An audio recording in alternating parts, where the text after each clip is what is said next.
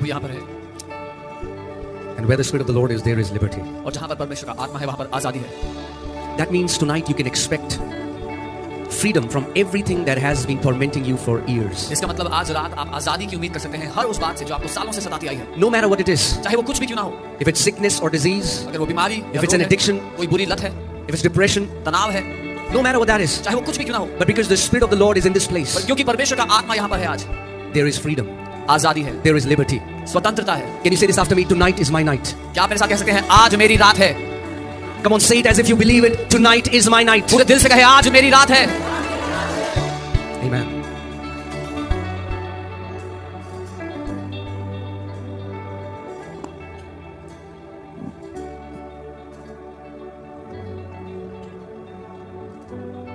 You know, when I was saved, and I decided to go to church. जब मैंने उद्धार पाया और मैं चर्च जाने लगा, I saw very few people walking in victory. मैंने देखा बहुत ही थोड़े लोग हैं जो जय में चलते हैं।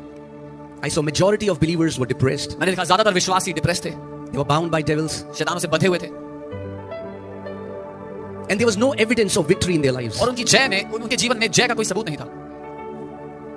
So I asked the Lord. मैंने प्रभु से पूछा। I said, Lord, why is it that very few people actually walk in victory and the remaining are walking in defeat? मैंने कहा प्रभु ऐसा क्यों है कि बहुत थोड़े लोग जय में चलते हैं और ज्यादातर लोग हार का जीवन जीते हैं?